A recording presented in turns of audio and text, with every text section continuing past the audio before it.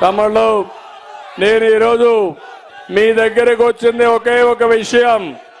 ఇక్కడే వెంకట్రాజు యువకుడు, ఉత్సాహవంతుడు, ఆయన ఇన్ఛార్జిగా పెట్టా. అందరూ సహకరించండి, పార్టీని గెలిపించండి.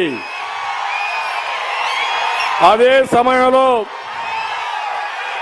ఈరోజు నేను ఒకటే మిమ్మల్ని అందరినీ కోరుతున్నా, ఈ రాష్ట్రాన్ని కాపాడుకోవాలి.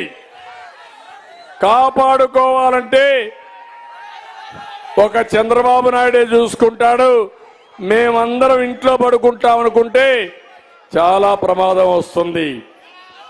ఆంధ్రప్రదేశ్ రాష్ట్రం యొక్క బ్రాండ్ పడిపోయింది. అన్ని రంగాలు వెనక్కెళ్లిపోయినాయి. రేపు రాబోయే రోజుల్లో మళ్లీ ఇలాంటి వ్యక్తులు, ఇలాంటి శక్తులు పుంజుకున్నా, మళ్లీ కనపడినా చాలా ప్రమాదం వస్తుంది. ఈ విషయం మిమ్మల్ని హెచ్చరిస్తున్నా. ఈ 5 సంవత్సరాలుగా ఈ రాష్ట్రంలో విధ్వంసం తప్ప ఎక్కడన్నా అభివృద్ధి జరిగిందా తమ్ముళ్ళని అడుగుతున్నా. మీ ఊర్లో రోడ్లు బాగున్నాయని మిమ్మల్ని అడుగుతున్నా.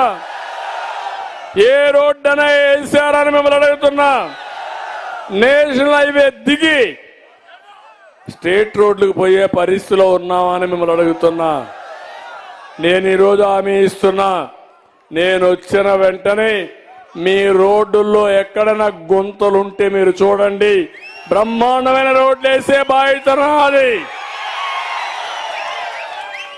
తెలుగుదేశం అనగానే ఆటోమేటిక్ గా అభివృద్ధి.